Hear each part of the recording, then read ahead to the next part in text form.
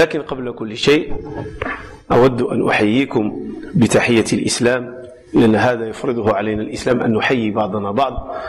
والله سبحانه وتعالى عندما خلق آدم أشار عليه أن يمر على الملائكة ويحييهم، فحياهم فقال: هذه تحيتك وتحية ذريتك، يعني قال لهم السلام عليكم، فقال له الله سبحانه وتعالى: هذه تحيتك وتحية ذريتك، أي أن ذرية آدم تحيي بعضها بعض بالسلام، والسلام اسم من أسماء الله الحسنى.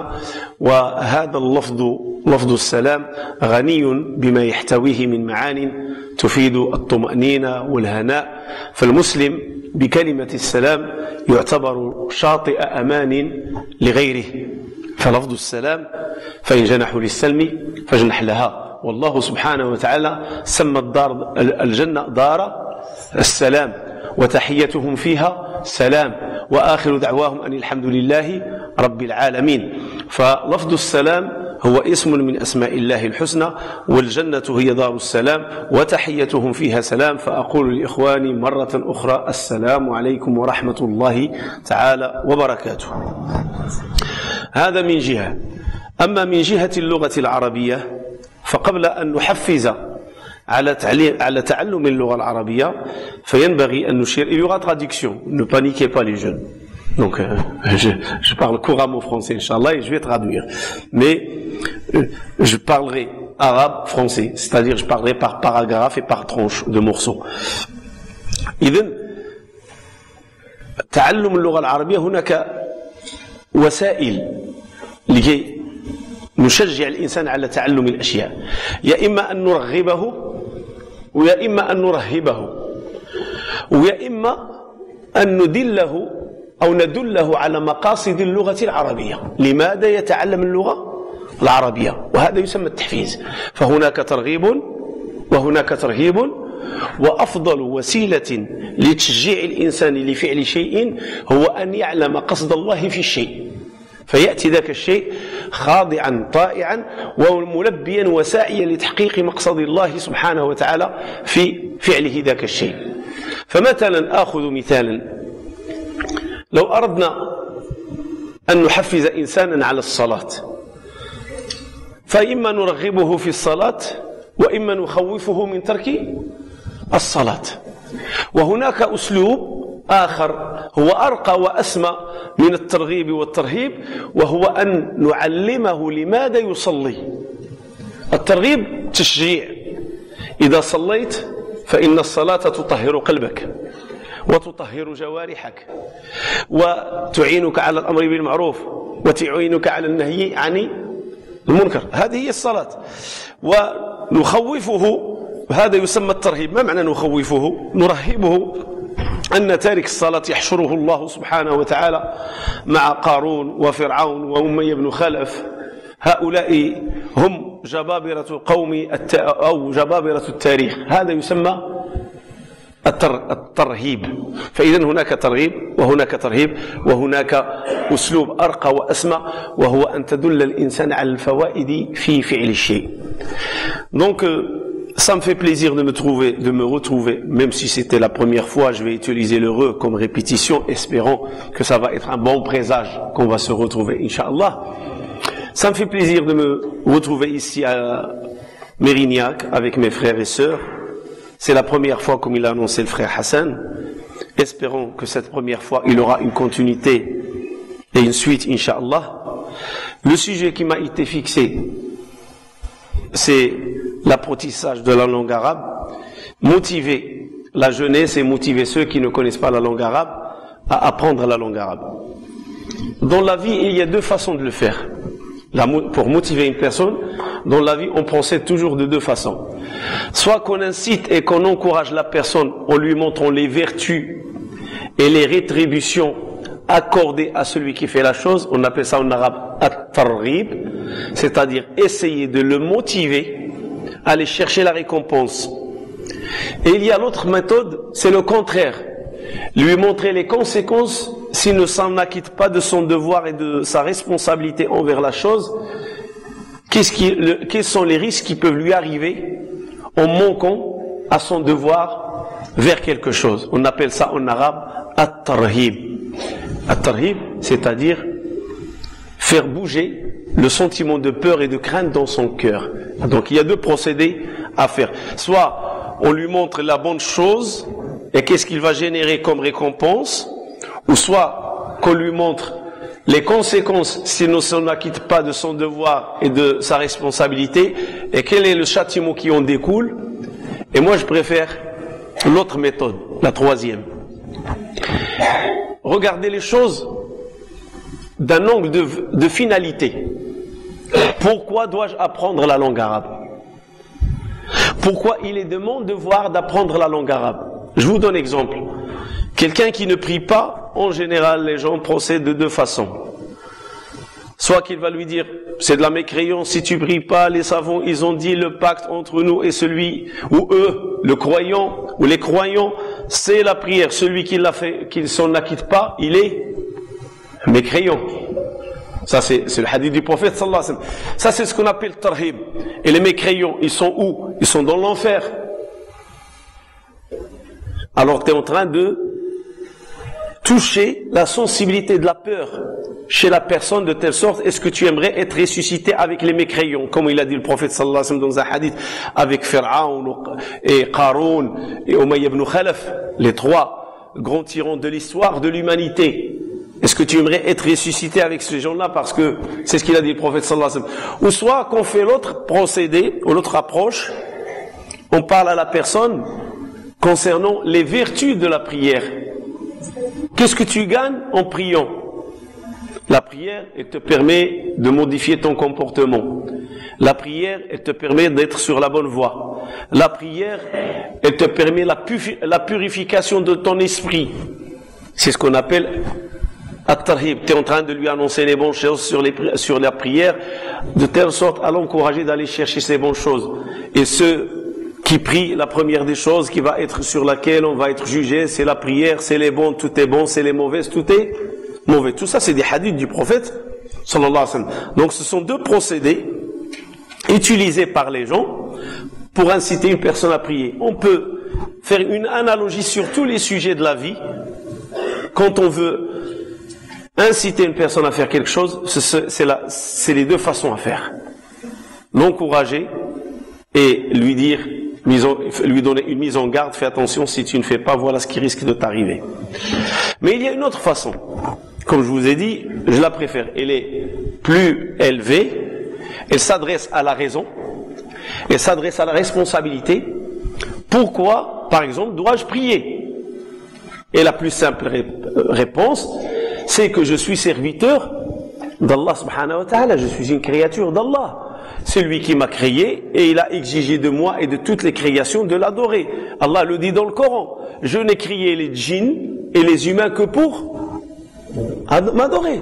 Liya'budun, pour l'adoration. Donc il y a le procédé de finalité, le procédé de tarhib, annoncer la bonne nouvelle, et il y a le procédé de tarhib, annoncer la mauvaise nouvelle. Et le procédé que je préfère, c'est un procédé qui couvre les deux. Tu sais pourquoi tu fais, peu importe les conséquences et peu importe la responsabilité. Du moment que tu sais que tu dois faire cette chose-là pour les finalités suivantes, si tu le fais, tu vas avoir la récompense méritée, et si tu ne le fais pas, tu subiras les conséquences méritées. C'est pour ça, c'est la meilleure des méthodes, parce que les choses passent par la raison et par le cœur. Et effectivement, quand on s'adresse à la raison, quand on s'adresse au cœur, on n'est plus motivé à faire que de faire peur à quelqu'un ou que le motiver pour gagner une chose. Parce que on appelle ça dans la science de la rhétorique et des allocutions l'exhortation. قضية أن الإنسان تحفزه من خلال الترغيب أو الترهيب تغطيها قضية التحفيز عبر الفهم. إذا فهمت بنادم لماذا عليك مثلا الصلاة، فأنت بتفهيمه لماذا ينبغي له أن يصلي، لأنه عبد مخلوق لله سبحانه وتعالى وينبغي عليه أن يصلي، لأن الله سبحانه وتعالى يقول وما خلقت الجن والإنس إلا ليعبدون. فإنك تشجعه إلى الامتثال، إلى أداء الواجب من منطلق العقل والفطرة، فيتحقق له الترغيب والترهيب بهذه الطريقة. عندما تحفز الإنسان عبر طريقة المقاصد وعبر طريقة الفهم يتحقق الخطان. إن هو أدى ما فرضه الله عليه فقد حقق الترغيب وأخذ بثمرة الترغيب وكان من الفائزين. فإن هو مع فهمه لواجب المقصد الذي ربطه الله سبحانه وتعالى وخلقه من أجله ولم يؤدي واجبه فقد وقع في دائرة الترهيب، وعليه أن يتحمل مسؤوليته أمام الله سبحانه وتعالى إن لم يؤدي صلاته أو لم يؤدي الشيء الذي من أجله خلقه الله سبحانه وتعالى.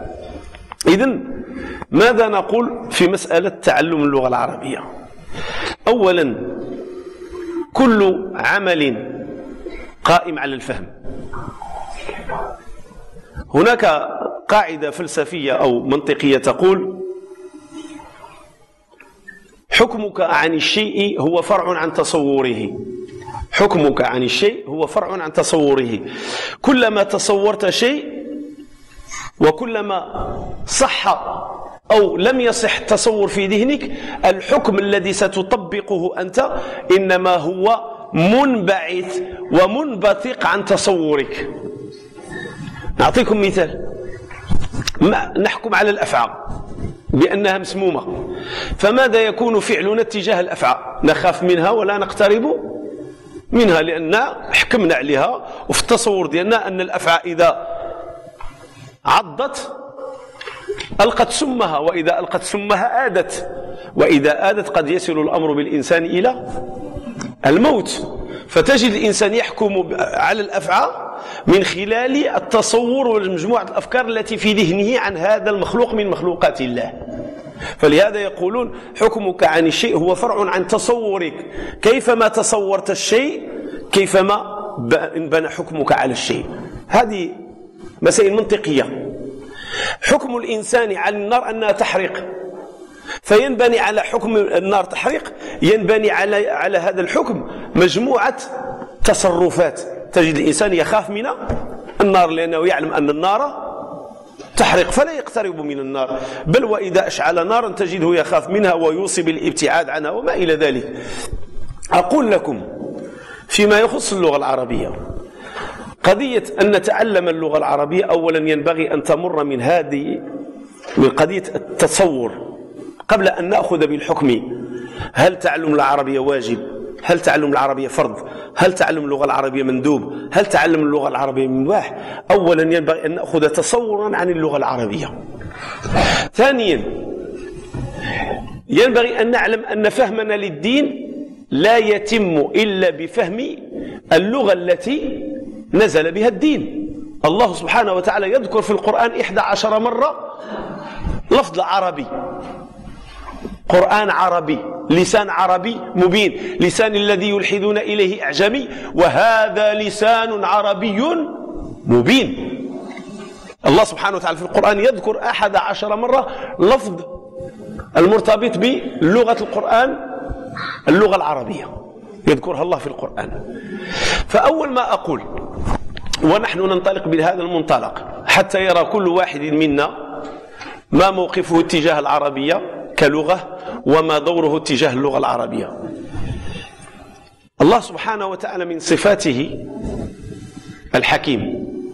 ما معنى الحكيم؟ الحكيم هو الذي يضع الأشياء في محلها. من الصفات التي وصف الله سبحانه وتعالى بها نبيه: ويعلمهم الكتاب والحكمة.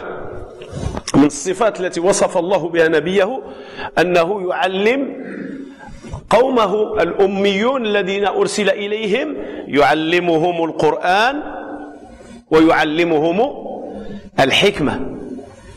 قال أهل التفسير: القرآن معروف والحكمة هي السنة.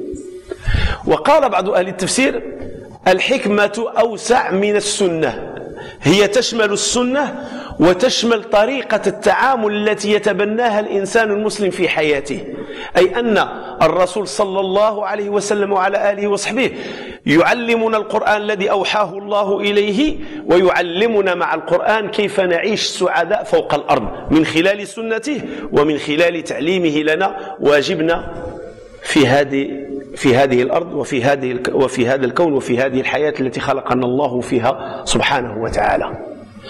إذن أقول إن الله حكيم. ما معنى الحكيم؟ أعطيكم مثال. الله سبحانه وتعالى خلقنا، فانظر أيها الإنسان إلى نفسك، تجد الأنف دقيق من بين العينين وينزل وينفتح نحو التحت، هذا الأنف ديالنا. قال أهل العلم هذا دليل على صنع الله الذي أتقن كل شيء. لماذا الله سبحانه وتعالى لم يجعل لنا الأنف الفوق وجعل الثقب في الأنف إلى أسفل؟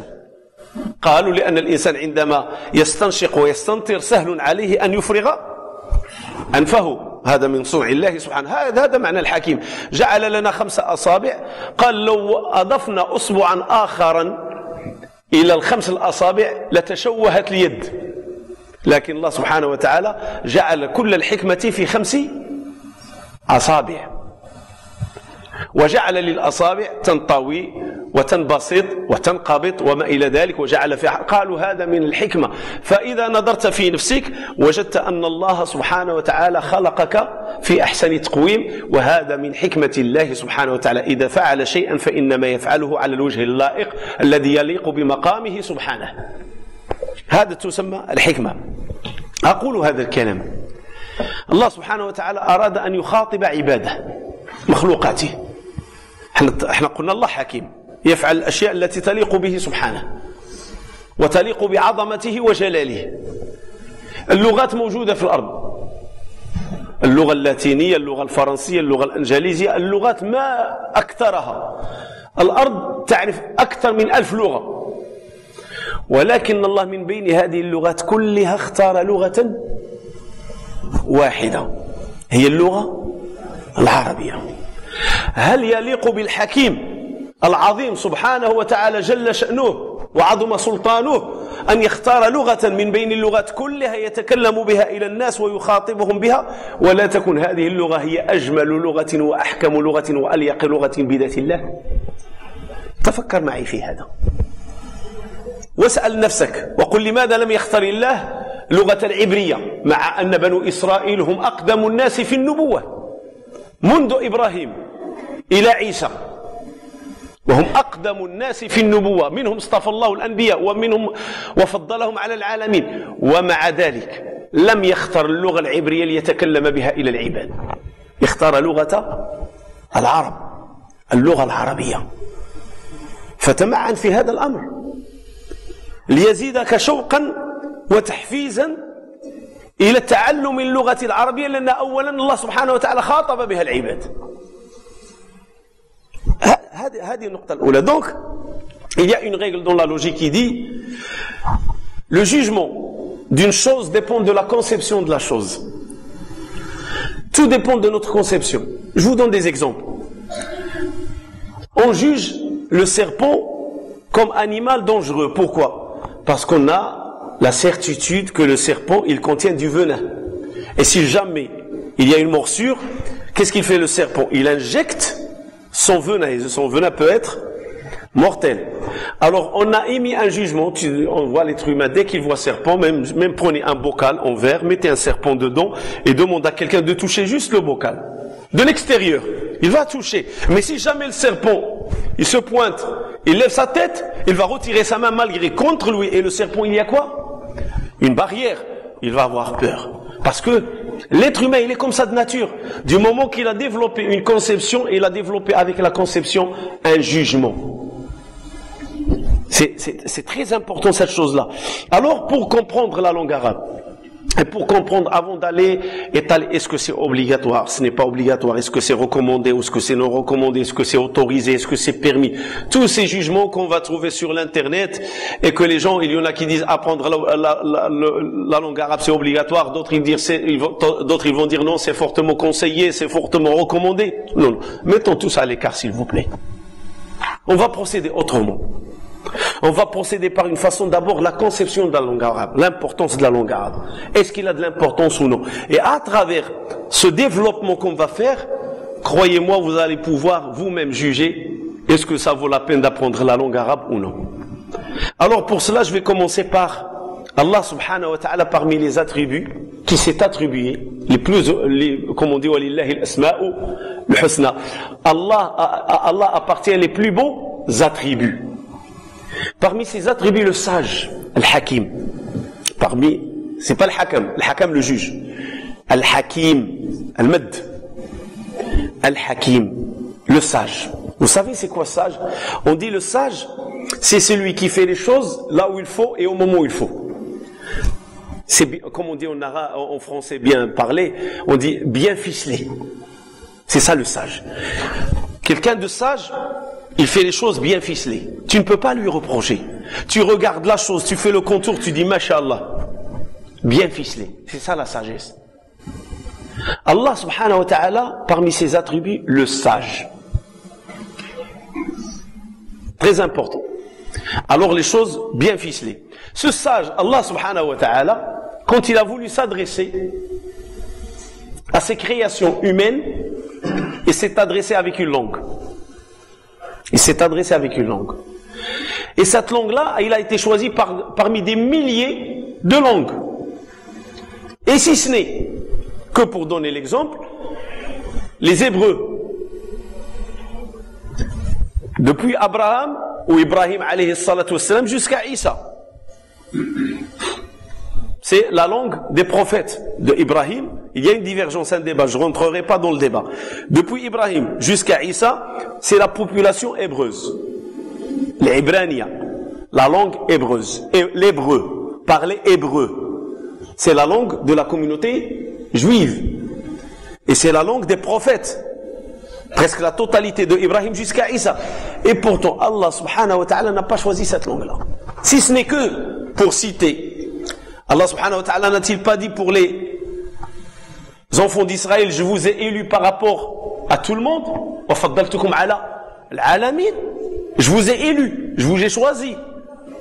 Mais quand il a décidé de lui-même subhanahu wa ta'ala parler, lui-même il a décidé de parler, parce que c'est ça ce qu'il faut comprendre dans le Coran. Le Coran c'est la parole d'Allah. C'est-à-dire, quand tu lis Alhamdulillahi Rabbil Alamin, tu dois comprendre une chose, que c'est Dieu qui est en train de te parler. Et toi, tu ne fais que traduire par ta langue la parole d'Allah subhanahu wa ta'ala. Tu es en train de reproduire la parole d'Allah par ta langue. Alors, Allah, quand il a décidé de s'adresser à ses serviteurs, il a choisi une langue parmi toutes les langues. Cette langue, c'est la langue arabe. Je vous pose la question. On a dit qu'Allah est le sage. Et parmi les choses qu'Allah a attribué et qualifié le prophète sallallahu alayhi wa sallam, dans son envoi et dans son choix, yu'allimhumul kitaba wal hikmata. Il va leur enseigner le livre, qui est le Coran, et la sagesse. La sagesse, les savants, ils ont dit la sunna. Et des savants, ils ont été plus loin. Ils ont dit la sunna, c'est réducteur. Mais plutôt, il va leur apprendre la belle vie sur terre. Comment vivre heureux sur terre. Et c'est ça la sagesse. C'est-à-dire, il y a la sunna, et avec la sunna, les recommandations d'une façon explicite ou implicite, comment vivre heureux sur terre. Et c'est ça le rôle et la mission du prophète sallallahu alayhi wa sallam. Il nous a enseigné le Coran, et il nous a enseigné la sagesse. Et la sagesse, c'est éviter le mal et aller chercher le bien. On a posé une question à une personne qu'on a renommée sage dans la population indienne de l'Inde. Comment tu as pu atteindre le niveau de la sagesse? Il leur a dit, c'est simple, chaque fois que j'ai vu quelqu'un faire un mal, j'ai décidé de l'éviter, et chaque fois que j'ai vu quelqu'un faire un bien, j'ai décidé de faire comme lui, jusqu'à ce que j'ai acquis toutes les bonnes qualités et j'ai évité toutes les mauvaises défauts. Et on m'a nommé le sage. C'est ça un sage. Il fait que des bonnes choses. Comme j'ai dit, des choses ficelées. Allah subhanahu wa ta'ala, le sage, il a choisi la langue arabe parmi toutes les langues pour nous parler. Alors vous croyez que le sage, il choisit comme ça? Qu'est-ce qu'on a dit sur le sage, pardon? C'est le choix bien ficelé. Le choix parfait. Alors Allah subhanahu wa ta'ala, il a choisi cette langue. Alors dis-toi pourquoi. Je vais vous dire pourquoi. وأقول لكم لماذا الله سبحانه وتعالى اختار اللغة العربية. لأنها لغة كاملة وشاملة في تغطيتها للمعنى المادي والمعنى المعنوي. يعني إذا أرادت اللغة العربية أن تصف لك شيئا تصفه لك بأسلوب كامل لا يمكن أن يحصل معه الخلل في فهم ذاك الشيء. وإذا أرادت لك أن تصف لك الشيء معنويا إحساس تصف لك الإحساس بطريقة دقيقة وكأنك تعيش ذاك الشيء.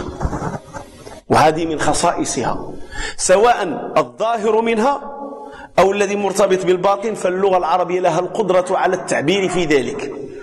أعطيكم مثالا. هناك قاعدة عند فقهاء اللغة، ولا أقول عند النحويين، النحو شيء آخر. فقهاء اللغة هم الذين يتدبرون في اللغة، لهم قاعدة اكتشفوها في اللغة العربية وعثروا عليها. قالوا اللغة العربية من خصائصها الحدو بالمعاني، الحدو بالألفاظ حدو المعاني. أشرح لكم. اللفظ يعطيك المعنى بالتدبر فيه ولا تحتاج إلى قاموس. اللفظ يعطيك المعنى بالتدبر فيه، قد لا تحتاج معه إلى الرجوع إلى قاموس. وأعطيكم مثال. زلزلة، لفظ زلزلة، أول خاصية في هذا اللفظ التكرار. تكرار حرفان، زل تكرار. نعطيكم لفظ ثاني وتمعنوه معي وتبعوني. خرخرة المياه. ما معنى خرخرة المياه؟ عندما تأتي إلى عين تصب تسمع الماء، للماء صوت. الماء يخرخر، يتكرر صوت الماء. زقت الطيور، الطير يزق زيقو، الطير يغرد، ولكن حركة الصوت هذه تسمى زق. الزي والقاف تكررت. والأمثلة كثيرة في هذا الباب، لا أريد أن أدخلكم فيها، لكن أعطيكم فقط. أعطيت زلزلة وزقزقة وخرخرة. الملاحظ أن كلمات فيها تكرار. لو جئنا إلى عملية الزلزال، ما هي عملية الزلزال بالله عليكم؟ الأرض تهتز ولها مكان تنطلق منه عملية الزلزال، ما نسميه بالفرنسية إبيسنتر، نقطة انطلاق الزلزال. ولكي أوضح لكم هذه النقطة، خذ سطلا من الماء أو إناء من الماء وتعال إلى وسط الإناء وارمي حجرة صغيرة. عندما تسقط الحجرة في الإناء ماذا تحدث؟ تحدث دائرة تتكرر وتمتد على قدر قوة سقوط الحجرة في الإناء. كتسقط الحجرة كدير دائرة صغيرة، وديك الدائرة كتم غدا تتموج، تحصل ما يسمى في لغة الزلزال ترددات. الزلزال فيه ترددات وفيه تكرار. لاحظوا اللغة العربية أخي المسلم، زلزلة، لفظ الزل يتكرر، وعملية الزلزال هي عملية تكرارية لحركة الاهتزاز. إذن المعنى والكلمة كيف تكتب تدلك على حقيقتها. ولهذا قال الحدو بالألفاظ حدو المعاني، أن اللفظ في تمعنك فيه تجده يدلك على جانب من المعنى التكرار. لفقهاء اللغة، أقول فقهاء اللغة وأكرر ليس علماء النحو، فقهاء اللغة لهم بحوث في هذا الباب، ووجدوا عظمة اللغة العربية شيء عجيب. تجد اللفظ، نعطيك مثال آخر أخي، الله الذي نحن نقول العقيدة ما هي العقيدة؟ لا إله إلا الله. عند الغربيين يبحثون في لفظ الله، هل هو مذكر، هل هو مؤنث. يعني سآتي إلى الترجمة وأتكلم فيها، لا خلونا احنا الآن في اللغة العربية. لفظ الجلالة ليس لفظا مذكرا، وليس لفظا مؤنثا، وليس لفظا يتعدد. ما تقدرش تقول اللهاني، ما تقدرش، مستحيل، لا يوجد في اللغة. أو تقول اللهات، لا يوجد في اللغة. أو تقول الله مؤنث، لا يوجد في اللغة. لفظ لا يذكر ولا يؤنث. وعندما تأتي إلى العقيدة تجد نفس الملاحظة في العقيدة، أن لفظ الجلالة ليس هو ذكر وليس هو أنثى، خاص بذات الله سبحانه وتعالى. اللفظ الله خاص بذات الله. يعني مثلا أنا اسمي محمد، هذا اسمي محمد. الآخر اسمه حسن، هذا اسمه اسم الذات حسن. لكن الله سبحانه وتعالى ما هو اسم الذات عنده؟ الله، وهو ليس لا ذكرا ولا أنثى. هذه من خصائصه. لا تجد هذا في لغة من اللغات. لماذا؟ لأنك في اللغات الأخرى يمكن أن تضاعفه، يمكن أن تجمعه جمعا، ويمكن أن تؤنثه، ويمكن أن تذكره. Donc, on a parlé de la sagesse. Le sage, il a choisi la langue pour parler. Et cette langue, c'est la langue arabe. Pourquoi? Alors, parce que les savants, ils méditent. Pourquoi la langue arabe? Pourquoi ce n'est pas une autre langue? Alors, pour comprendre le pourquoi, il faut qu'on creuse dans cette langue-là pour voir quelles sont ses qualités. Les qualités qu'on ne trouvera pas dans d'autres langues, qui vont nous faire de plus en plus une approche comme quoi il y a un mérite pour qu'Allah choisisse cette langue-là, c'est que c'est mérité, c'est un choix qui est basé sur la sagesse. C'est pas un choix aléatoire qui est fait d'une façon arbitraire comme ça il a dit parmi eux. Non, parce qu'Allah, on a dit le sage. Et le sage ne fait pas comme ça d'une façon aléatoire et arbitraire. C'est que c'est un choix qui a des raisons derrière. Alors, parmi les choses qu'ils ont vues, ils ont découvert une règle que je vais essayer de vous la transmettre en français. Ça va être difficile parce que vous ne pouvez pas en trouver cette règle en français. Ils ont trouvé que la langue arabe, parmi ses qualités, que le terme dans sa composition, il nous donne indice sur le sens du mot. Et j'ai utilisé 3 termes en arabe. Je vais vous les dire. J'ai utilisé le tremblement, ou le séisme, qui est en arabe veut dire zel, zel.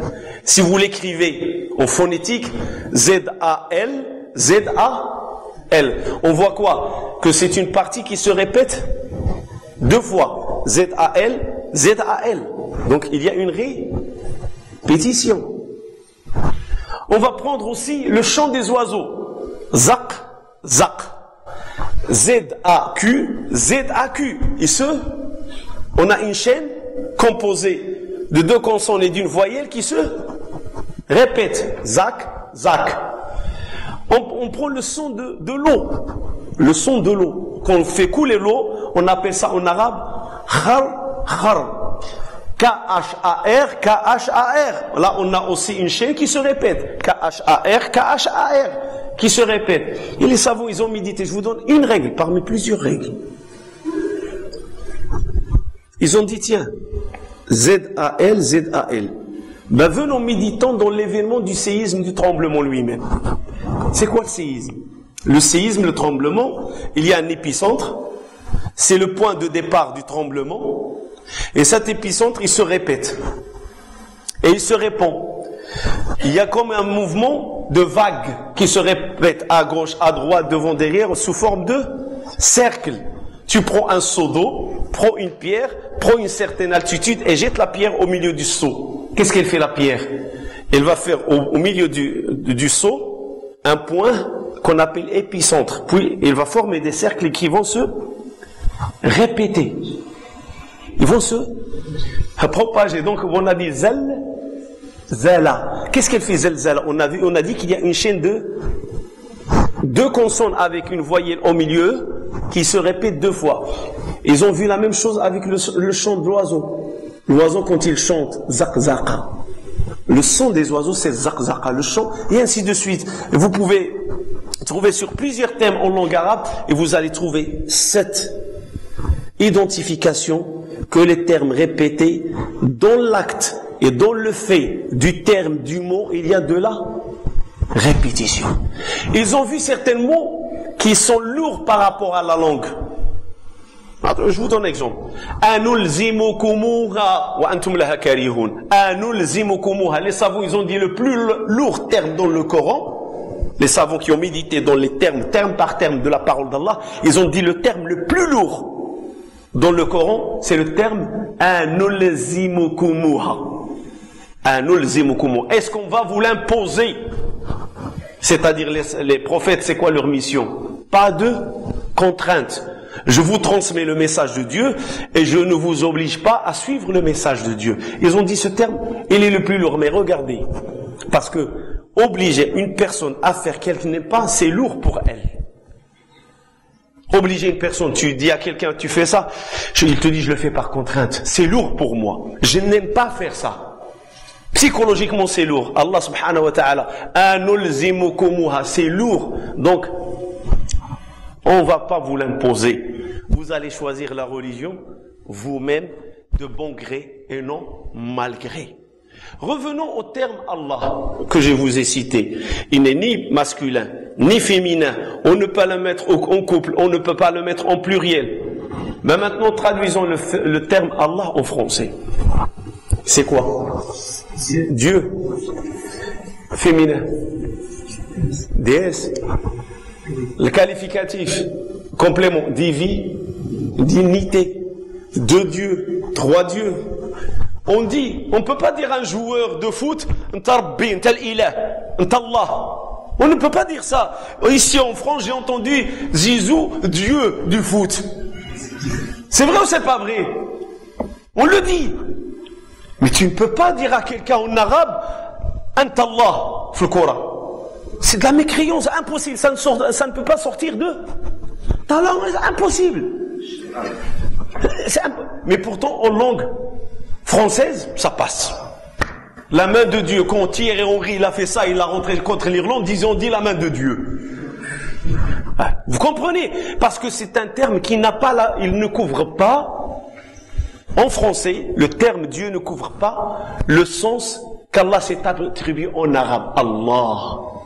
Et c'est pour ça en arabe on ne peut dire ni féminin, ni masculin, ni en couple, ni en pluriel. Tu ne peux rien, tu ne peux pas le doubler, tu ne peux pas le mettre. Essayez, il y en a ici des arabophones, je leur dis voilà, prenez le terme Allah, essayez de faire... Ça ne marche pas. Impossible. Et ça c'est une qualité aussi, c'est pour ça, vous comprenez, je suis en train juste de vous montrer un peu, de vous mettre dans le bain, pourquoi Allah subhanahu wa ta'ala il a choisi cette langue. Parce que réellement, c'est la langue qui peut couvrir plein de choses qu'on ne trouvera pas dans d'autres langues. Je vais continuer dans ce sens. Subhanallah. Le terme Subhanallah, c'est quoi la traduction? Alors, je vous laisse, je veux que vous participiez avec moi. Pureté, glorifier, louange. Alors on va choisir quoi? Et croyez-moi, ce n'est ni l'un ni l'autre ni l'autre. Voilà, mais ni glorifié, ni purifié, ni louange. Barakallahu fik. Il y a des termes en langue arabe, ils n'ont pas de synonyme dans d'autres langues. Alors c'est pour ça qu'on trouve que, par exemple, le frère il a cité purifié. Le frère il a cité gloire. Le frère il a cité louange. Mais subhanallah, il n'a pas d'égal dans d'autres langues. Subhanallah. Tu le glorifies, c'est vrai. Tu le purifies, c'est vrai. Tu le loues, c'est vrai. Mais ce n'est pas ça la traduction de Subhanallah. Vous comprenez pourquoi Allah il a choisi cette langue? Parce que c'est elle qui nous permet de vraiment, si on veut parler de la aqida, des attributs d'Allah subhanahu wa ta'ala, c'est la seule langue qui peut accorder aux attributs d'Allah toutes les qualificatifs qu'Allah choisit. Tous. Je vous donne un autre attribut. Al-Jalal wal-Ikram. Dhul Jalal wal-Ikram. Majestueux, le Jalal et l'Ikram. La majesté. Le karam, noblesse, générosité. Alors qu'est-ce que tu vas choisir? Vous comprenez le sens? Al-Aziz. Al-Aziz, celui qui est vainqueur et qui ne peut pas être vaincu et qu'on ne peut pas négocier ses décrets. Allez-y, trouvez-moi des significatifs dans d'autres langues. On ne fait que essayer de plus en moins de se rapprocher du sens. Et donc la langue qui donne la vraie signification, si on reste que dans le cadre de l'aqida, les vraies significations des attributs d'Allah, il n'y a que la langue arabe toute seule. Et c'est pour ça Allah, quand il a voulu s'identifier à ses serviteurs, il a choisi cette langue pour s'identifier. Et pour nous dire, voilà ce que je suis. As-Samad, il se suffit à lui-même. Il se suffit. Trouve-le en français, tu ne le trouveras pas. Alors moi, je vous interpelle, la jeunesse qui veut apprendre l'arabe, prenez les attributs d'Allah en arabe, et prenez les traductions qui sont là, et regardez, et vous allez trouver des attributs qui se répètent avec d'autres attributs. Ils sont proches là, voilà. Et comme disent les Italiens, le traducteur c'est un traître. Traditore, trairore, quelque chose comme ça. Le traducteur c'est un traître. Parce qu'il trahit le sens du mot. Voilà. T'as un terme à l'origine, il est là, à la base, mais quand il est traduit, il est déformé. Mais le monsieur, le traducteur, pauvre, mesquin, il essaye, il fait son possible. Il fait son possible. Il y a autre chose. وهناك في اللغة العربية الاشتقاقات. أنا أظهر لكم، أنا قلت لكم ما غنمشيوش معكم في أسلوب الترغيب والترهيب، غنمشي معكم في أسلوب ماذا نفهم من اللغة، حتى نعلم أن الله سبحانه وتعالى اختار أحسن لغة ليصف نفسه لعباده، لأن اللغات الأخرى لا تؤدي هذه الوظيفة. صفات الله وأسماء الله لا تؤديها اللغات الأخرى، إنما تؤديها اللغة العربية. هذا أمر جد مهم. فإذا الله سبحانه وتعالى في اختياره لهذه اللغة، العلماء لاحظوا كذلك، هذا دائما كلام العلماء فقهاء اللغة العربية فيها الاشتقاق البعيد والاشتقاق القريب. الاشتقاق القريب والاشتقاق البعيد. تقول فلان أسد، فلان أسد. لماذا وصفناه بالأسد؟ لأن نحن نعلم أن الأسد هو ملك الغابة، وهو الفارس، وهو الحيوان المغوار، وهو الحيوان الذي يمثل القوة بين الحيوانات ويمثل الهيمنة والسيطرة. فإذا جئت ووجدت إنسان يتصف بهذه الصفات، الهيمنة والسيطرة والمغوار والشجاعة، تقول هذا سبع، هذا سبع، هذا أسد. اللغة العربية تجد مثلا تقول في اللغة العربية، تقول لقد أتلجت صدري، لقد أتلجت صدري، ريحتيني، بردتي لي الخاطر. Français, qu'est-ce qu'ils disent? Ça rendit mon cœur chaud. Tu m'as chauffé le cœur. Et en arabe, c'est quoi? Tu m'as refroidi le cœur. Et c'est le même sentiment. Pour vous dire la différence. Pourquoi? Et c'est qui est le sens le plus plausible et le plus vrai? Est-ce que c'est que tu m'as chauffé le cœur? Non. Quand on chauffe le cœur, c'est l'adrénaline qui monte. C'est le sang qui monte, c'est la tension, c'est la pression. Et on a besoin de quoi? De se calmer, d'être tranquille. Regardez la véracité de la langue. Et ça, c'est très important. هذا شيء جد مهم. اللغة تفضح فكر الإنسان والطريقة التي يفكر فيها. شيء جد مهم. فلهذا يا إخوتي اختار الله سبحانه وتعالى هذه اللغة. نرجع للاشتقاق القريب والاشتقاق البعيد. نقول مثلا، نطرح لكم غير سؤال، نقولوا الجمل. الجمل ما هو الاشتقاق؟ جاء من الجمال. الجمال هو الشيء الذي له مظهر حسن جميل. الله جميل ويحب الحديث. الجمل زوين.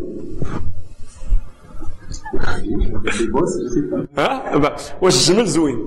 عنده القحبوب، عنده جوج، عنده الخباطات، عنده الشفايف ديالهم مشقين، عنده الشفار كبار. لكن هذا بالمظهر الظاهر. المظهر الظاهر لا يعطينا الجمال، لكن بمظهر العمق، ولهذا سموه اشتقاق بعيد. أشفاره كبيرة لتسد عواصف الرمال، رجله أو قوائمه دائرية وفيها رطوبة لكي لا تسيخ في الرمال. الناس ملي كيبغيو يمشيو في الثلج كيديروا دوك ديال الراكيت ديال التنس، كيمشيو في الثلج. لماذا؟ حتى باش كيغطي مساحة واسعة ويستطيع يتمشى فوق منها. الله سبحانه وتعالى أعطى للجمل قوائم مستديرة وعريضة حتى تغطي مساحة لا بأس بها فوق الرمال، فلا تسيخ قوائمه، ما تدخلش. انت إلا تمشيتي فوق الرملة كتغطس الرجل ديالك. الجمل لا تسيخ قوائمه في الرمال. فالعرب تمعنوا في خلق الله للجمل، لهذا الحيوان الذي قد نسميه ناقة أو ما إلى ذلك، وتمعنوا فيه فقالوا جمل، يعني ليس بالظاهر لكن بعمق صلاحيته لميدان ولعالم الصحراء. يصبر على العطش فاصبر صبرا جميلا، الجمل. فإذا تمعنت أخي في اللغة تجد والله لها من الحلاوة ومن التعامل مع حقائق الأمور لا تملك أمامها إلا أن تتعلمها وتحيط بها. ولهذا نجد الذين مثلا علماء الحديث الذين هم ألفوا كتب السنن أصلهم من أين؟ هؤلاء الله سبحانه وتعالى قسم الناس عربي وعجمي، هؤلاء أعاجم كلهم من شمال شرق آسيا، نيسابور، بخارى وما إلى ذلك، هؤلاء كلهم من شمال، وهؤلاء في الأصل أعاجم ليسوا عرب، ولكنهم ذاقوا حلاوة اللغة العربية، اللغة العربية، وألفوا فيها وحافظوا القرآن وحافظوا السنة وآثروها على لغتهم الأم التي هي جزء من حقيقة وجودهم، ولكن فضلوا اللغة العربية على اللغة الأم وتعاملوا معها. فهذا لو أردت أن أدخل فيه لوجدتم أشياء من الخيال بمكان. أعطيكم مثال: دخل أعرابي فصلى وراء إمام، صلى وراء إمام صلاة الفجر، فقرأ الإمام السارق والسارقة فاقطعوا أيديهما، وفي آخر الآية والله عزيز حكيم، وقرأ الإمام عزيز غفور. غلط، قرأ عزيز غفور. انتهى من صلاة الفجر، ذهب عنده الأعرابي، قالوا لك علك، والأعرابي لا يفهم، لا يحفظ القرآن، لا يحفظه. قالوا لعلك أخطأت في قراءة الآية. قالوا وماذا قرأت؟ قالوا قرأتها العزيز الغفور. قالوا لا، هي عزيز حكيم. فقالوا من أين علمت؟ قالوا حاشاه سبحانه وتعالى أن يقطع يد خلق من مخلوقاته ويقول غفور، لأن نفذ عليه الحكم، فهو حكيم لا يناقش في حكمه. بالتمعن فقط في ألفاظ صفات الله سبحانه وتعالى. الرسول عليه الصلاة والسلام قام الليل بآية: إن تعذبهم فإنهم عبادك وإن تغفر لهم فإنك أنت العزيز الحكيم، ويبكي. قام الليل بها بكاء. وتمعن العلماء. لماذا البكاء؟ لاحظوا هذا كلام سيدنا عيسى: إن تعذبهم فإنهم عبادك وإن تغفر لهم فإنك أنت العزيز الحكيم.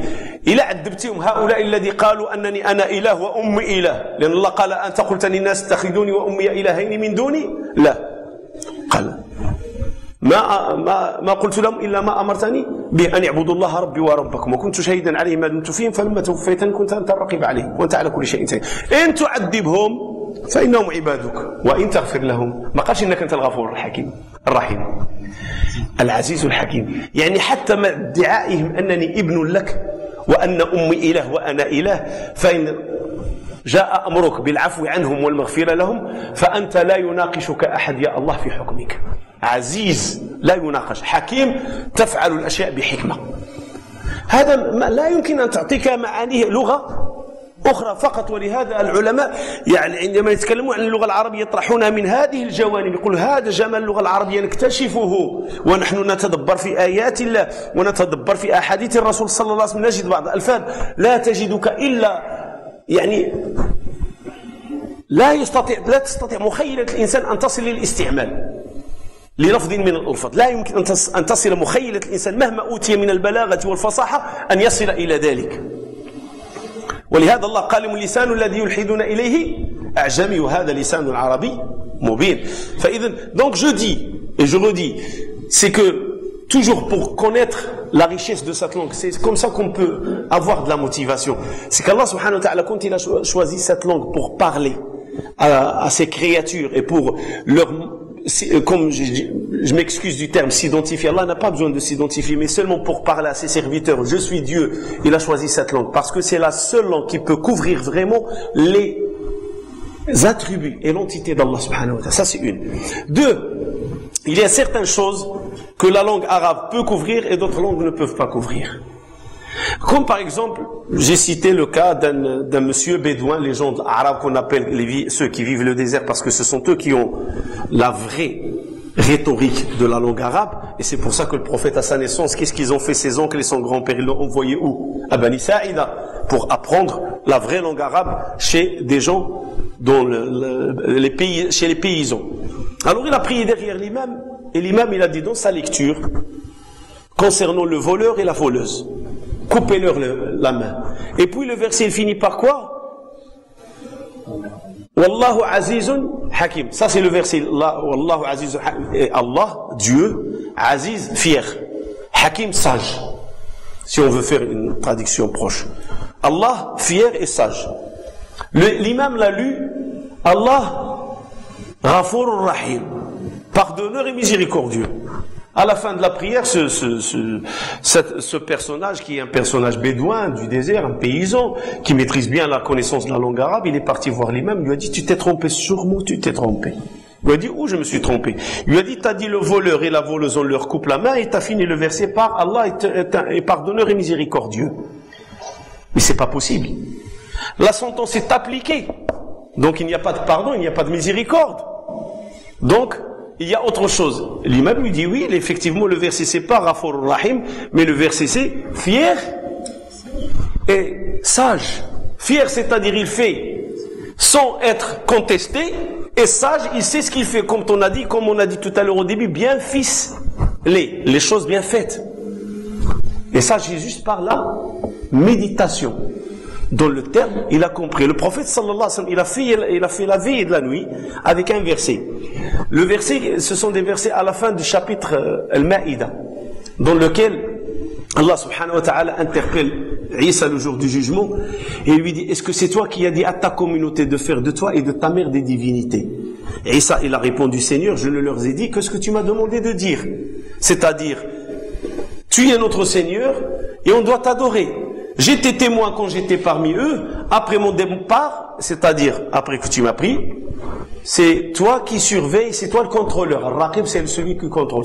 Vous voyez la traduction, comment il est contrôleur? Ben, Al-Raqib, c'est tour de contrôle. Le Burj al-Muraqaba. Non, c'est vrai, il y a un problème dans la traduction. Tu es le contrôleur. Je ne leur dis, voilà comment. Et alors, qu'est-ce qu'il dit à la fin? Il dit, Seigneur, si tu les châties, ce sont tes serviteurs, tu fais de ce que tu veux. Et si tu leur pardonnes, là aussi on a le verset qui revient, Al-Azizu, Al-Hakim, le fier et le sage. Le fier et le sage. Fier, sage. C'est-à-dire Allah fait par fierté et personne ne conteste ses décrets et son jugement. Et Allah subhanahu wa ta'ala, ses faits sont des faits justes et parfaits. Et le prophète a fait la veillée de la nuit sur ce verset. Pourquoi? La méditation. Voilà donc, j'ai voulu soulever plutôt, à travers la compréhension de la langue arabe, la richesse de la langue arabe. Vous ne pouvez comprendre le Coran, vous ne pouvez comprendre la jurisprudence, vous ne pouvez comprendre la religion musulmane, parce que croyez-moi, toute bonne compréhension conduit à une bonne pratique. Et toute mauvaise compréhension conduit à une mauvaise pratique. Et celui qui veut vraiment comprendre la religion, il est obligé de passer par la langue arabe. Et tout dépend ce que tu veux comprendre. Tout dépend ce que tu veux comprendre. Aujourd'hui, pour comprendre une machine, il n'y a pas mieux que donner des exemples dans la réalité quotidienne.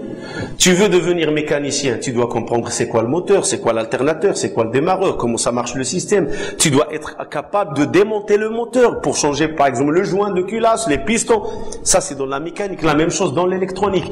Il y a toujours c'est la meilleure compréhension d'un système ou d'un mécanisme qui te permet le meilleur contrôle et la meilleure pratique sur le système ou sur le mécanisme. Tu as une mauvaise compréhension du système et du mécanisme, tu vas faire des dégâts.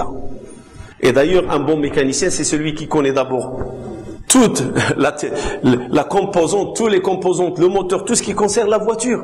Ça, c'est un bon mécanicien. Et si tu vas voir quelqu'un qui te dit, je suis un mécanicien, tu lui donnes ta voiture, il n'en connaît rien. Voilà. Et après, il va te remettre les choses, il te dit, voilà ce qui est resté de la voiture. Je ne sais pas où les mettre. Il ne comprend pas.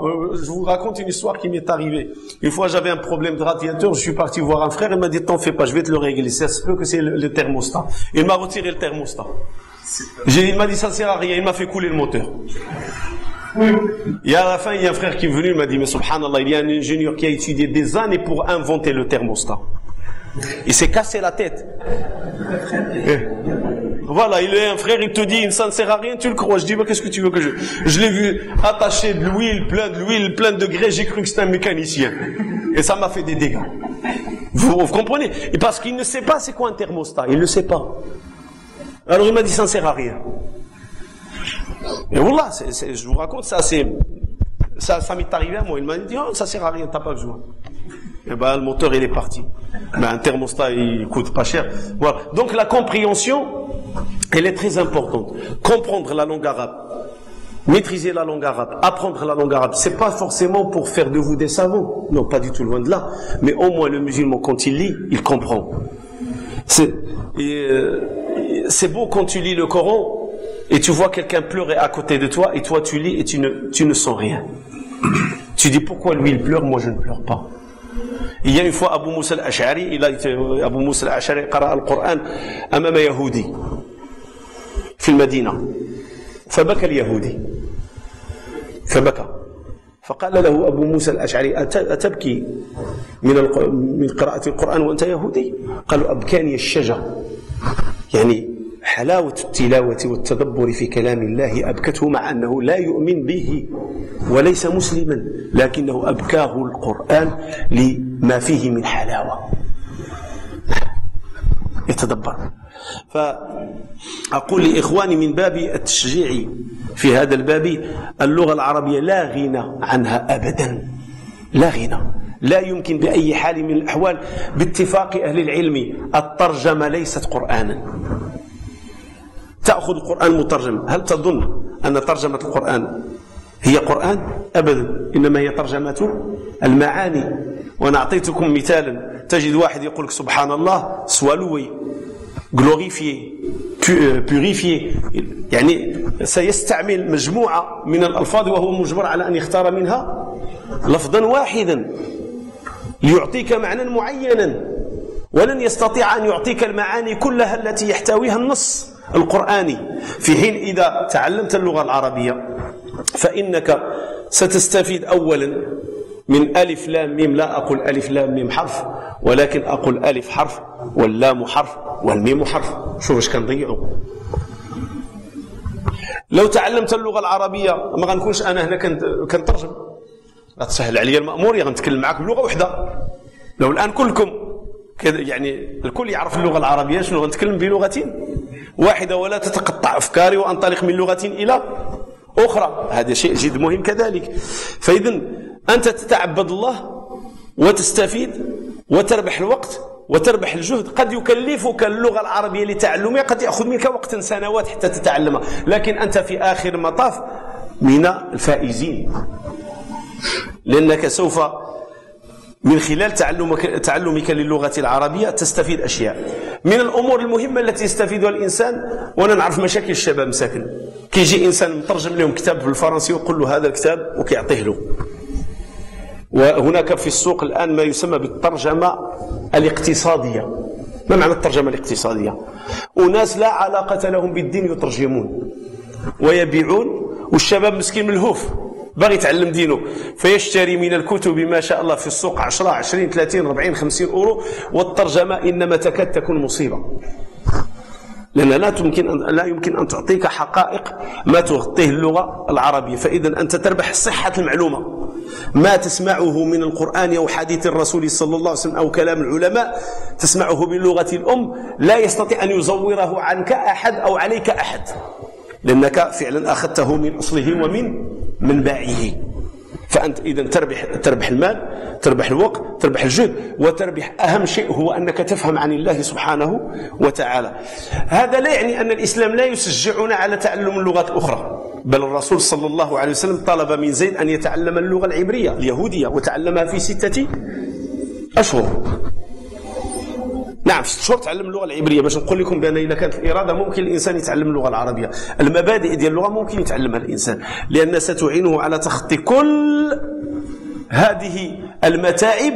سيجهد وقته وسيسهر ليله وسيتعب نهاره يعني يبذل جهدا قويا وكبيرا لكي يتعلم اللغه العربيه، ولكن في اخر المطاف سيخرج هو من الفائزين.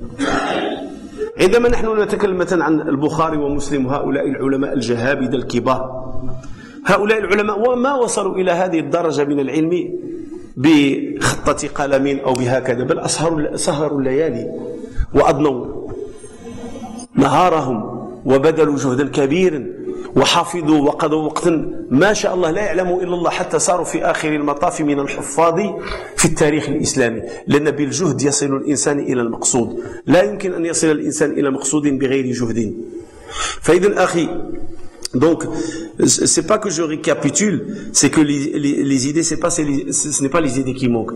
Ce qu'il faut c'est que il faut savoir qu'en apprenant l'arabe tu vas gagner du temps, tu vas gagner des hasanat dans le cadre, parce que le prophète sallallahu alayhi wa sallam il a dit alif lam mim. Je dis pas alif lam mim c'est une lettre, c'est alif lettre, lam lettre, mim lettre.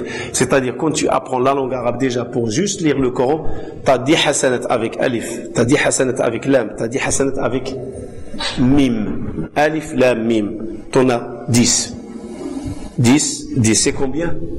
30. Ça c'est seulement en disant alif lam mim, t'en as 30. Alors imagine, tu lis un hizb, combien de hasanat tu vas rassembler? Donc apprendre à lire le Coran en premier lieu, tu en fais une motivation. Je veux d'abord apprendre à déchiffrer le Coran.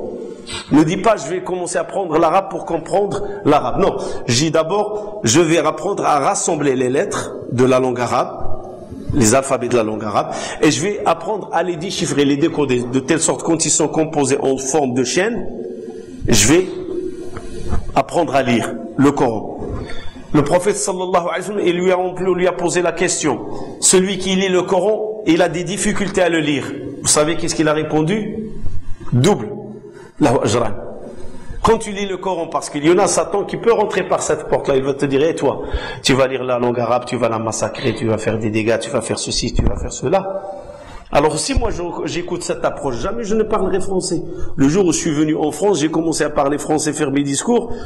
Croyez-moi, Satan il m'a dit tu massacres le français. Je dis c'est pas grave, en le massacrant, je vais le perfectionner un jour. Et c'est comme ça que ça marche les choses. On commence en trébuchant et on finit debout, droit. Mais c'est la volonté qui doit nous accompagner. Troisième chose que tu vas gagner en apprenant la langue arabe, d'abord à la déchiffrer et à aller apprendre le vocabulaire, tu vas apprendre une chose qui est très importante. C'est quoi cette chose? Tu vas gagner l'authenticité de l'information. Aujourd'hui, qu'est-ce qui existe dans le marché? Moi, alhamdoulilah, Allah m'a facilité. Je connais l'arabe, je connais le français.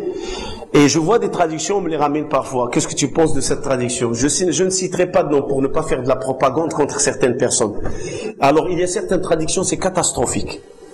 C'est vraiment une traduction commerciale. Le but, il est vraiment fait pour vendre, pour rentabiliser les livres. C'est-à-dire, le monsieur qui a fait la traduction, il n'a rien à voir. Croyez-moi, il n'a rien à voir avec l'arabe. C'est plus de la commercialisation. C'est comme si tu prends cher Google, vous m'excusez, et tu fais traducteur Google et tu rentres une phrase, il te la traduit. Parfois il te la traduit tordu, parfois il te la traduit bonne traduction.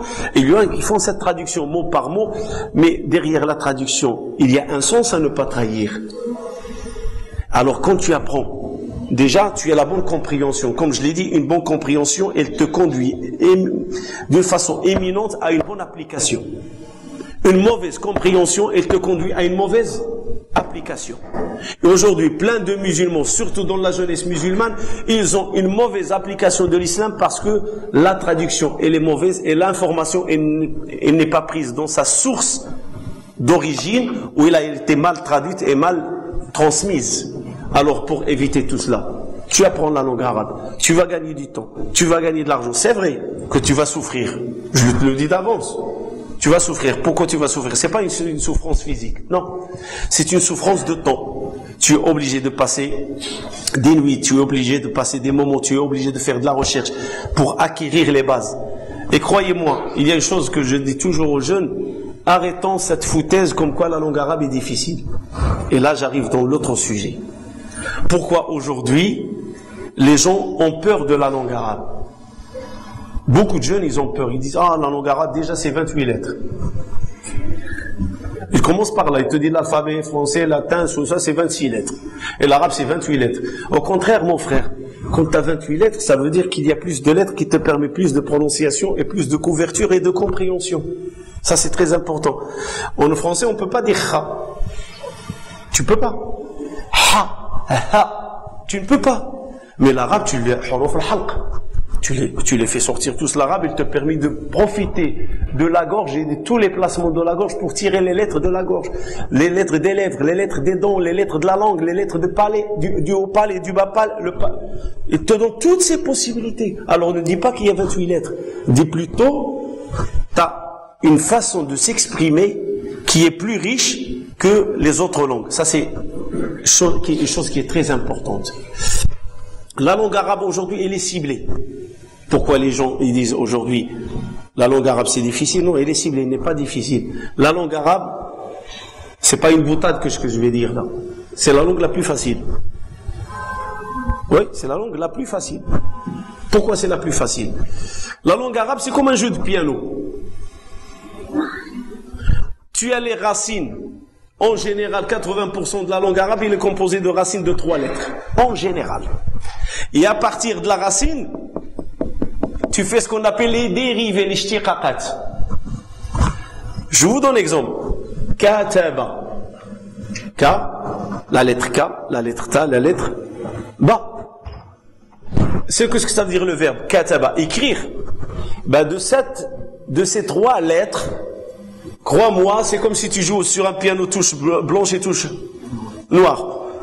Le solfège, tu fais une composition et tu peux tirer le katib, le maktaba, le maktoub, le kitab, et vas-y.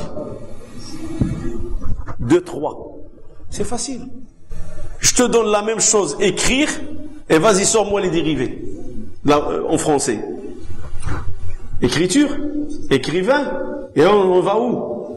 Ben, tu peux pas. Tu prends la même chose, nazala, nun, zay, lam. 3 lettres. Anzala, Nazzala, Tanzila, Nuzul, Manzil, Nazila. Plein de choses. 3 lettres. Voyez où il est la simplicité de la langue française. Impossible qu'Allah subhanahu wa ta'ala choisit. On revient au sage, le début avec lequel j'ai commencé mon discours et je le considère pas comme une conférence parce que c'est un ensemble d'idées que je veux exposer devant vous. Impossible qu'Allah subhanahu wa ta'ala il a choisi une langue pour mettre les gens dans la contrainte. Quand Allah nous dit pas de contrainte dans la religion, même la langue elle fait partie de la religion, pas de contrainte dans la langue. Au contraire, Allah subhanahu wa ta'ala, il a choisi la meilleure des langues pour s'exprimer. Et cette langue-là, on doit tout faire pour y arriver. Et din qa'im ala al-yusr wa laysa qa'im ala al-usr. La religion, elle est basée sur la facilité et non la difficulté.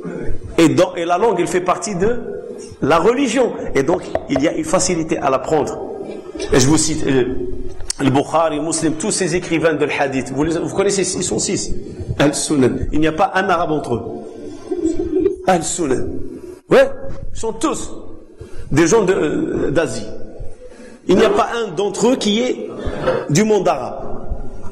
Et pourtant, leur ouvrage sur la Sunna, ils sont en quelle langue? L'arabe. C'est incroyable. Ouais. C'est difficile. Non. On n'a pas traduit le livre.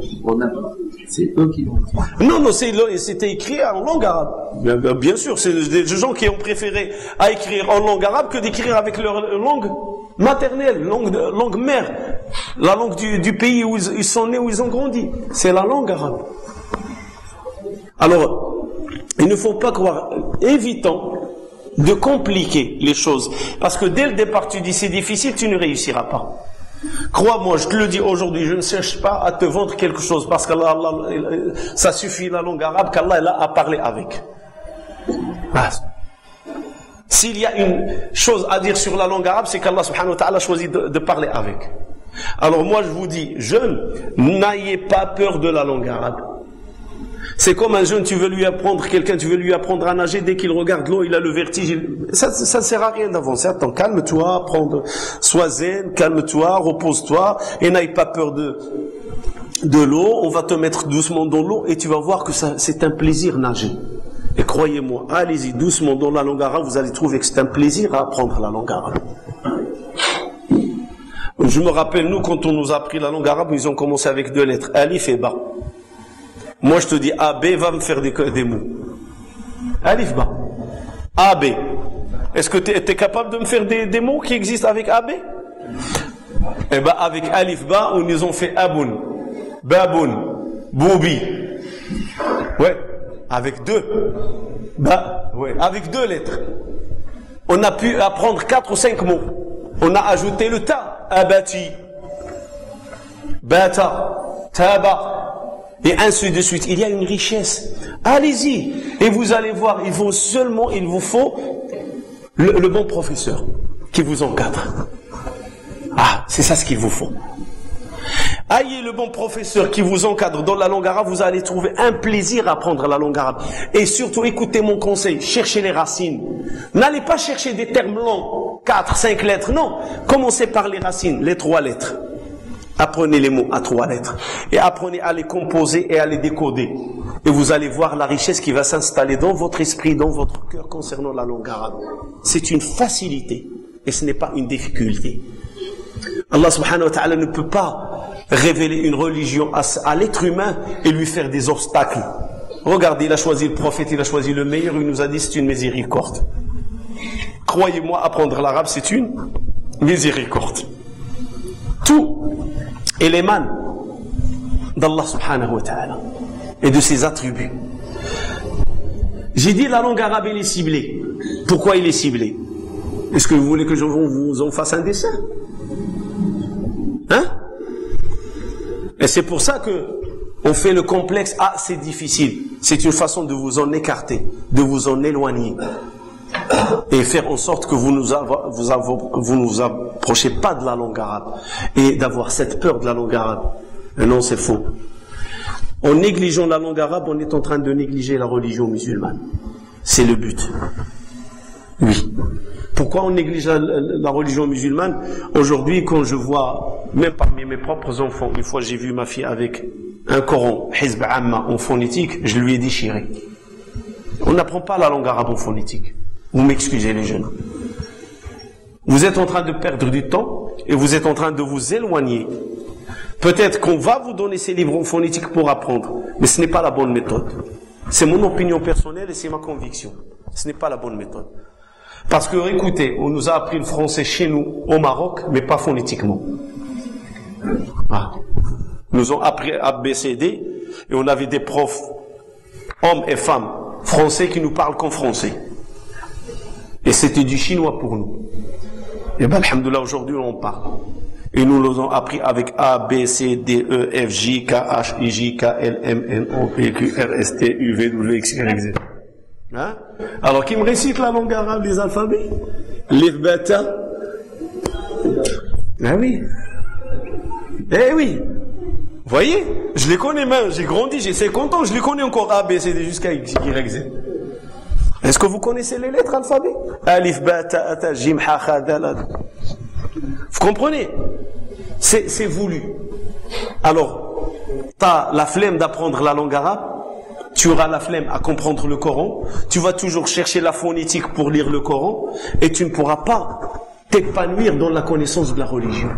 Tu resteras toujours quelqu'un d'ignorant et n'importe qui va venir te souffler n'importe quoi et tu vas dépendre toujours des autres. Toujours des autres. Pendant que tu peux avoir une indépendance. Au moins dans la lecture, au moins dans l'authenticité, la vérification. Très important. أنا نقول حتى الناس الكبار عندكم تخلوا على اللغة العربية. أبدا. كاين هذيك المسألة اللي كيسموها محاربة الأمية، أمر مهم. يا أخي كتحفظ تقرأ ما تيسر من القرآن فلك أجر القراءة في القرآن فلان ميم الأجر اللي كدير بكل حرف 10 الحسنات ما شاء الله هذا أجر عظيم هذا. فإياك أخي أن تضيع لأن اللغة العربية لغة مستهدفة. لماذا مستهدفة؟ هذه أساليب جديدة في التعامل مع الإسلام، أنه ليس يجي مباشرة الإسلام ويقول لك ودي ما تهتمش بالإسلام، لكن كاين هناك أسلوب آخر يحيد لك الغيرة على الإسلام ويحيد لك الغيرة على القرآن. أن مثلا ملي لقى أولادنا يشدوا مثلا القرآن بالفونيتيك، يعني مكتوب بالحروف A B C D وكيقرأ العربية، يعني ربما كوسيلة أولية باش نقراو القرآن ونتعلموا القرآن ممكن، لكن هذه الوسيلة ما خصهاش تدوم، خصت الوسيله نتوقفوا عندها. انا كنقول للناس الكبار تعلموا اللغه العربيه وتعلموا تقراوا القران باللغه العربيه وتقراوا معه الاحاديث النبويه باللغه العربيه، لان اولا فيها الجانب التعبدي لله سبحانه وتعالى بما في ذلك من اجر من قراءه، وثانيا فيها جانب الاستغناء عن الاخر، انك ما تبقاش تسنى الاخر يقرا لك، انت بنفسك تقرا. جا واحد الرجل عند الرسول صلى الله عليه وسلم قال له كنقرا القران هو شاق عليا، يعني صعيب، يعني كنتلهج فيه كنتلعتم فيه، فقالوا لك اجران. القران الانسان اللي كيقرا هو شاق عليه فله اجران، اجر القراءه واجر الجهد المبذول. انت كتبذل الجهد باش تقرا القران فالله سبحانه وتعالى كيزيدك الاجر. ما تقولش ديك القضيه ديال ما كنحسن شيء بلاش، لا ما يمكنش. شحال من واحد شرى الطوموبيل وما كيعرفش الطريق ومع ذلك قال لك غنتوكل على الله حتى نوصل للبلاد، وشد الطريق حتى وصل. لان لو مشى بالفكره من الاول انا ناخذ الطوموبيل ما نعرفش ما كاين لاش نشريها، غيبقى حاصل دائما نتسنى الناس يوصلوه. اما ملي شراها وتوكل على الله وزعم وزاد، فاذا عزمت فتوكل على الله. فهذا امر كذلك اخوتي جد مهم في باب التغطيه ياك ما وصلنا ما عرفش انا شنو مازال الوقت. فاذا دونك سي بور un peu je dirais pas je reviens pour la jeunesse musulmane. Il ne faut pas avoir peur de la langue arabe, pas du tout. Trouvez-vous un professeur qui est capable, mais il faut sacrifier avec lui, il faut s'engager de s'éloigner de la phonétique. Moi je vous le dis, c'est le grand élément. N'essayez pas de tricher et prenez un peu l'effort et mettre l'effort nécessaire pour vraiment, si tu arrives à maîtriser les 28 lettres avec les shidda, les fatha, les damma, les kasra, les voyelles, la voyellisation, moi j'appelle la voyellisation, vocalisation, j'en ai entendu des choses, mais il n'y a pas shakl, il n'y a pas le shakl, c'est-à-dire de telle sorte de donner une certaine façon de lire. Regardez, subhanallah, wallah, vous allez tomber. Vous savez le Coran que vous avez aujourd'hui, que vous avez des difficultés à lire, vous savez comment il était écrit à l'époque des compagnons? Sans points, sans voyelles. Ça c'est venu après. Et malgré toutes ces facilités, on dit que la langue arabe est difficile. Et non, ce n'est pas une langue difficile. C'est une langue facile. Et Sahaba, avec, retirant les voyelles, retirant les points, ils arrivaient à identifier ceux qui savaient lire entre eux, parce que c'est pas tous qui savaient lire, d'entre eux ceux qui savaient lire, ils arrivaient à identifier chaque mot, chaque lettre et sa signification. Parce que c'est dans la composition qu'on arrive à décoder que ce que veut dire le sens de la phrase et le sens du mot. Ah donc, il ne faut pas avoir peur, il faut avoir le courage, et il faut faire de ça une adoration, et il faut avoir l'ikhlas ma Allah subhanahu wa ta'ala. N'ayez pas peur d'apprendre l'arabe, sois sincère avec Allah subhanahu wa ta'ala, Allah va te le faciliter. Si je t'ai cité Bukhari, Muslim, Abu Daoud, Nasa'i, Tirmidhi, Ibn Majah, je te les ai cités pour te motiver. Pourquoi pas dans une société qui est française et qui n'est pas arabophone, il n'y a pas des jeunes qui vont sortir, qui vont maîtriser l'arabe par amour envers le Coran, par amour envers le prophète sallallahu alayhi wa sallam, par amour envers la religion. Comment prétendons aimer la religion musulmane, on n'est pas capable de lire le Coran en arabe et de lire la sunna en arabe? Comment peut-on prétendre cet amour? L'amour, il doit nous inciter à sacrifier. L'amour doit nous inciter à faire des efforts. Ça, c'est le vrai amour. Alors, il ne faut pas négliger cette langue. Il faut savoir que c'est une adoration, et il faut savoir que notre compréhension de la religion émane de cela. C'est très important. Sahaba, malgré leur rhétorique et malgré leur connaissance de la religion, à un certain moment, il y en a qui ont fait des erreurs dans la compréhension. Allah subhanahu wa ta'ala, quand il a dit hatta yatabayyana al-khayt al-abyad min al-khayt al-aswad, il y a un compagnon qui a compris le superficiel. Pour vous dire la richesse de la langue, il a été chercher 2 cordes et les a suspendues dans sa fenêtre, une noire et blanche. Quand la blanche devient claire, quand la blanche elle disparaît, elle est moins claire, c'est la journée. Et quand la noire disparaît, elle est moins claire, c'est la nuit. Et le prophète lui a dit, ce n'est pas ça. Allah, il a voulu dire le lever du soleil de ce côté et son coucher de l'autre côté, malgré qu'il avait la rhétorique. Ça, je vous le dis. C'est pas, je le dis, c'est pas de faire de vous des savants que vous allez maîtriser la religion, la jurisprudence, mais au moins, vous allez maîtriser quelque chose de très important. Je sais que le hadith, il est daïf, avant que quelqu'un me le dise. Le hadith de la langue arabe, pour 3 raisons. Apprenez-la, pour 3 raisons, c'est l'uratul Qur'an, wa l'uratul al-Jannah et tata. Il y a 3 raisons. C'est la langue du prophète, la langue du Coran et la langue du paradis. C'est vrai que les savants, ils ont classé ce hadith parmi les hadiths faibles. Mais c'est une vérité. La preuve, je vous le ramène d'où? Tahiyyatuhum fiha salam. C'est arabe. Le malaïka, qu'est-ce qu'il leur dit? Tibtum salamun alaykum. Il leur parle en langue arabe. Vous comprenez? Ça, c'est dans le Coran, comme quoi les anges parlent aux gens du paradis avec la langue arabe. Donc la langue arabe, c'est pas pour aussi une mise en garde. Ceux qui ont le fanatisme, on va dire l'amaziriya ou ceci, cela, ils vont dire à leurs enfants, n'apprenez pas la langue arabe, on a la langue amazir. L'un n'empêche pas l'autre, c'est faux. Il n'y a pas de conflit entre les deux. S'enrichir en langue, masha'Allah. Mais il y a une différence entre s'enrichir avec une langue que c'est pas une adoration et s'enrichir avec une langue dans laquelle il y a de l'adoration. Quand on prie, moi une fois j'ai dit à quelqu'un, il était fanatique dans ce sens-là, il m'a dit, l'amazir c'est la langue de nos parents et de nos ancêtres. J'ai dit oui. Et au contraire, moi je vous en veux si vous n'enseignez pas ça à vos enfants. Préserver la langue des ancêtres, c'est riche. Mais il ne faut pas oublier que la langue arabe, c'est la langue de la religion. C'est la langue qui pèsera lourd dans la balance le jour du jugement. Et la preuve, quand tu vas prier, tu dis Allahu Akbar. Si tu dis Dieu est plus grand, ça passe. Si tu dis Allah Mqran, ça passe. Ou la Mqorn, ça ne passera pas. Ah non, ça ne passera pas. Ah non, non, non, non, non. Il faut dire Allahu Akbar. Ça ne passera en aucune autre langue. Tu lis le Fatiha. Traduire la Fatiha, c'est seulement les savants, l'Ahnaf, qui ont autorisé. L'Ahnaf. Ils ont dit pour une personne qui n'est pas arabophone, il lui est autorisé de lire la Fatiha dans sa langue en attendant d'apprendre. C'est autorisé. Donc c'est une dérogation. C'est une dérogation. C'est pas pour eux. Toujours, en attendant que tu apprennes la Fatiha, tu peux lire le Fatiha en langue française ou berbère ou n'importe quoi. Mais il est obligatoire d'apprendre la Fatiha. Il est obligatoire de dire les termes concernant la prière, de les dire en arabe. Donc ça donne une importance à cette langue-là. Je le dis, je le répète, je n'ai fait que partager un ensemble de soucis et d'idées que j'ai dans la tête. Je n'ai pas préparé un discours académique avec A, B, C, D. J'ai voulu partager ce qui est dans le fond de mon cœur avec vous. Je suis dans le terrain, je vois les soucis, je sais que les jeunes, ils ont peur, on leur fait peur, la langue arabe, elle est difficile, et d'ailleurs, tu le prends n'importe quel jeune, pourquoi tu as propos? Oh, c'est dur la langue arabe, déjà, il y a 28 lettres, il y a le kha, il y a le ha, c'est difficile, j'arrive pas. Et subhanallah, parfois, un jeune, je dis, tu connais tous les joueurs de Paris Saint-Germain? Il va te les citer.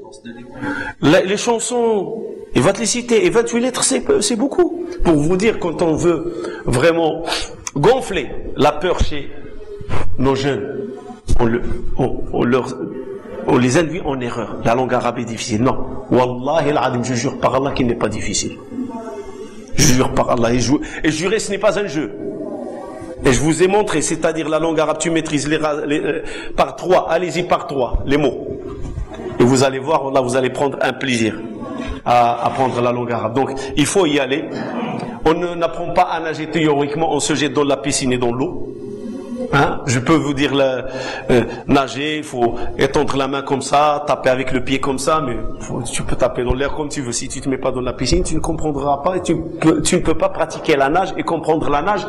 Et on ne peut pas faire d'un champion de nage en théorie. Il faut vraiment qu'il dans la pratique. Alors, allez-y dans la pratique, trouvez-vous un bon professeur, serrez la main des responsables, trouve-nous un professeur. Voilà. Allah yabarak fik.